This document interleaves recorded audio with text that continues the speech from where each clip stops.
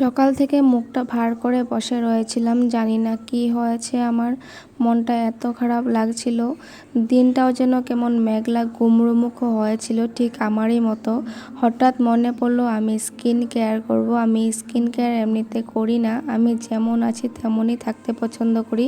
যদি কোনো গুণ না থাকে রূপ দিয়ে কি হবে। যাই হোক বন্ধুরা, অনেক কথা বলে ফেলেছি। এখানে দেখো আমি ঘরে থাকা কিছু জিনিস নিয়ে নিয়েছি, হাতের কাছে যা পেয়েছি আমি তাই নিয়ে নিয়েছি। এখানে ছিল চালের গুঁড়ো, অল্প কাঁচা দুধ, একটু হলুদ।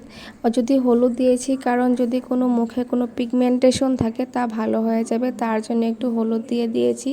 এবার আমি সুন্দর করে মুখে লাগিয়ে নেব। সকাল থেকে মুখটা ভার করে রেখেছি, তাই মুখটা একদমই হাসি নেই। আমি হাসতে চেষ্টা করেছিলাম, তারপরেও কেন জানি হাসি আসছিল না। জানি না কোন দুঃখে কি হঠাৎ করে আমার কি হয়ে গেল। প্রায়ই আমার ঘরে এমনই হয়। আমি সব বলতে মানে বলতে চেয়েও আমি বলতে পারছি না, কারণ সব কথা বলা যায় না। আমার খুব পরিচিত খুব কাছের কজন মানুষ আছে যাদের কিনা আমার হাসি মুখটা দেখতে একদমই ভালো লাগে না।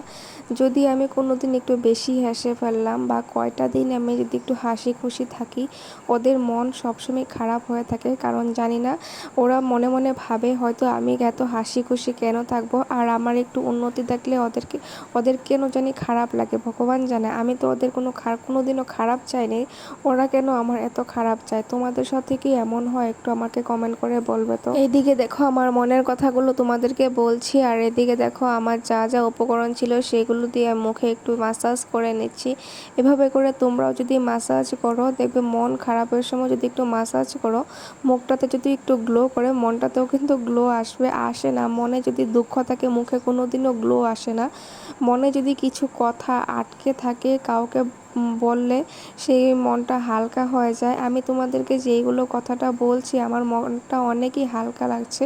কার কাছে কি বলবো আমি কিছুই বুঝতে পারছি না। যেহেতু তোমরাই আমার এখন আপন, আমি সবটুকু খুলে না বলতে পারলেও তোমরা যতটুকু বুঝেছো, অনেকটাই বুঝে গেছো। তোমরা তো সবাই বলো যে পরের কথা শুনতে না, লোকের কথা শুনতে না, লোকের কথায় কান দিতে না, নিজের জীবনে এগিয়ে যেতে, নিজের লক্ষ্যে ধ্যান দিতে। তো আমি সেটাই করি, কি আর বলবো। কিন্তু কান না দিয়েও পারা যায় না। কিছু কিছু এমন মানুষ আছে, এমন কথা বলে, কটু কথা বলে, কিছু কি বলবো, আমাদের নিজের খুব কাছেরই মানুষ, আমার খুব চেনা পরিচিত, আমাদের আত্মীয়র মাঝেই পড়ে, এমন কথা বলবে যেই মানুষ নাকি আমাকে সবসময় বাস দেওয়ার কথাই ভেবে থাকে। আমার চোখে জল, আমাকে সবসময় কান দিয়ে আমার ফ্যামিলিতে সবসময় ঝগড়া লাগিয়ে ওদের শান্তি হয়। আজকে আমি অনেক দিন পর কথাগুলো বলছি, আমি কথাগুলো একদমই বলতাম না, কারণ আজকে আমার প্রচণ্ড পরিমাণে মনটা খারাপ। কাকে কি বলবো আমি কিছুই বুঝতে পারছি না। আমাকে যে খারাপ করেছে, আমার সাথে যে খারাপ করেছে তাকে আমি কিছুই বলতে চাই না। ভগবান আছে, তার তারটা সে দেখে নেবে। আর আমি কিছুই বলতে চাই না। আমার মনের যে কথাগুলো আছে সেগুলো তোমাদেরকে শেয়ার করছি আর কি। আর এখানে দেখো আমি তোমাদের কাছে মনের কথা শেয়ার করতে করতে অ্যালোভেরা আমার হাতে ছিল, অ্যালোভেরাটাও আমি মাখিয়ে নিয়েছি। কারণ আগে যেহেতু চালের গুঁড়ো আর দুধ দিয়ে স্ক্রাবিং করেছি, স্ক্রাবিং করার পর সবসময় এভাবে অ্যালোভেরা জেল বা তোমাদের ময়শ্চারাইজার কিছু এভাবে লাগাতে হয়। আমি এখানে ঘরোয়া, যেহেতু আমি সব কিছুই ঘরোয়া লাগাচ্ছি, তার জন্য এখানে আমি আমার ঘরে অ্যালোভেরা এরকম গাছ ছিল, আমি এভাবে অ্যালোভেরা গাছ কেটে তারপর এখানে মুখে লাগিয়ে নিচ্ছি। তোমরা এভাবে করে দেখো, মুখে খুব সুন্দর কিন্তু একটা গ্লো আসে। এখানে 5-10 মিনিট রেখে দিয়ে তারপর আমি একটা উইপস দিয়ে মুখটা মুছে নেব। আমরা পার্লারে অনেক অনেক টাকা খরচ করে থাকি, তোমরা যদি এইভাবেও যদি ঘরে করো তাহলে কিন্তু মুখটা দেখতে অনেকই সুন্দর দেখতে হয়।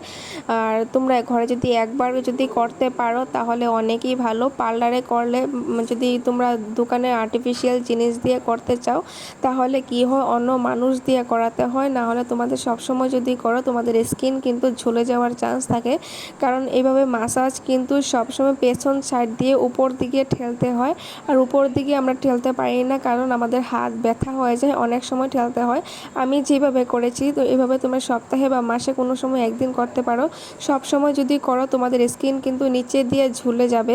যাদের স্কিন এভাবে মুখের নিচে ডবল ডবল চিন হয়ে গেছে। তোমরা যদি আমার একটা সুন্দর ফেস মাসাজ চাও ডবল চিন ভালো হওয়ার, তোমরা আমাকে কমেন্ট করতে পারো, আমি তোমাদেরকে সুন্দর একটা সিম্পল মাসাজ দেখিয়ে দেবো। তোমাদের কোনোদিনও ডবল চিন হবে না, তোমরা যতই মোটা হয়ে যাও। এখানে দেখো আমি উইপস দিয়ে সুন্দর করে মুখটা মুছে নিয়েছি, আর তোমরা পার্থক্যটা বুঝতেই পারছো। আমি একটু পর আবার জল দিয়ে মুখটা ধুয়ে নেব।